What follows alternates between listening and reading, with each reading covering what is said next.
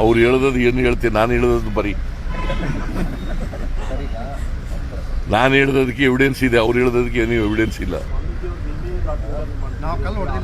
ಯಾರು ಅವ್ರು ಹೇಳ್ತಾರ್ರಿ, ಅವ್ರು ಬೇಕಾದ್ರೆ ನಾನು ಫೋಟೋಗಳು ತೋರಿಸ್ತೀನಿ. ಅವ್ರು ಕಲ್ಲು ಹೊಡೆದಿರೋದು, ನುಗ್ಗೋದು, ರಸ್ತೆ ಮೇಲೆ ಯಾಕೆ ಕೂತ್ಕೊಂಡ್ರು ಬಂದು ಸ್ವಾಮೀಜಿ? ಕಲ್ಲಿ ಎಸ್ದಿದ್ದಾರ್ರಿ. 20 ಜನಕ್ಕೂ ಹೆಚ್ಚು ಪೊಲೀಸ್ನವ್ರಿಗೆ ಕಲ್ಲಿ ಅವ್ರಿಗೆ ಏಟ್ ಬಿದ್ದು ಗಾಯ ಆಗಿದೆಯಲ್ಲ, ಹೆಂಗಾಯ್ತು? ಏನು ಪೊಲೀಸ್ನವ್ರು ಎಸ್ಕೊಂಡ್ರ ಕಲ್ಲ? ಏ ನೋಡಪ್ಪ, ಅವ್ರು ಹೇಳೋದು ನಂಬ್ತೀಯ, ನಾವು ಹೇಳೋದು ನಂಬ್ತೀಯ? ಅವ್ರು ಹೇಳೋದು ಏನು ಹೇಳ್ತೀನಿ, ನಾನು ಹೇಳೋದು ಬರೀ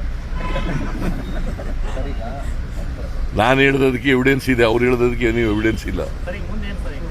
ಮುಂದೆ ಏನಿಲ್ಲ ನೋಡಪ್ಪ, ಅವರು ಮುಂದೆ ಏನು ಮಾಡಬೇಕು ಅಂತಂದರೆ they have to go to the permanent backward class commission. ಮುಂದೆ ಹೋಗ್ಬೇಕು.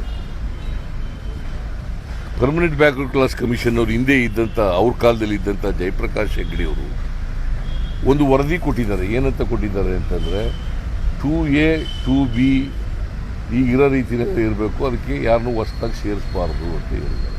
ಮತ್ತು 2Bನಲ್ಲಿ 4% ಇರ್ತಕ್ಕಂಥದ್ದನ್ನು ಮುಂದುವರಿಸಬೇಕು, ಅದನ್ನು ರದ್ದು ಮಾಡಬಾರ್ದು ಅಂತ ಹೇಳಿದ್ದಾರೆ.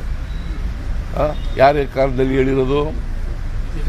ಬಿಜೆಪಿಯವ್ರ ಕಾಲದಲ್ಲಿ ಇದ್ದಂಥ ಜಯಪ್ರಕಾಶ್ ಹೆಗ್ಡೆಯವರು, ಪರ್ಮನೆಂಟ್ ಬ್ಯಾಕ್ವರ್ಡ್ ಕ್ಲಾಸ್ ಕಮಿಷನ್ನ ಅಧ್ಯಕ್ಷರು ಹೇಳಿರ್ತಕ್ಕಂಥದ್ದು. ನಾವು ಕಾನೂನು ಪ್ರಕಾರ ಹೋಗ್ಬೇಕಲ್ವ ಸರ್ಕಾರ ಅಂತಂದ್ರೆ ಏನು? ಅವ್ರು ಕೇಳೋದಕ್ಕೆ ನಮ್ದೇನು ತಕರಾರಿಲ್ಲ, ಚಳುವಳಿ ಮಾಡೋದಕ್ಕೆ ತಕರಾರಿಲ್ಲ, ಹೋರಾಟ ಮಾಡೋದಕ್ಕೆ ತಕರಾರಿಲ್ಲ. ಆದರೆ ಎಲ್ಲವೂ ಕೂಡ ಶಾಂತಿಯುತವಾಗಿ ಪ್ರತಿಭಟನೆ ಮಾಡಬೇಕು. ಕಾನೂನನ್ನು ಯಾರೂ ಕೂಡ ಕೈಗೆ ತಗೊಳ್ಳಬಾರದು. ಕಾನೂನು ಕೈಗೆ ತಗೊಂಡು ಸಾರ್ವಜನಿಕರಿಗೆ ತೊಂದರೆ ಆದರೆ ಸರ್ಕಾರ ಕಣ್ಮುಚ್ಕೊಂಡು ಕೂತ್ಕೊಳ್ಳೋಕ್ಕಾಗಲ್ಲ.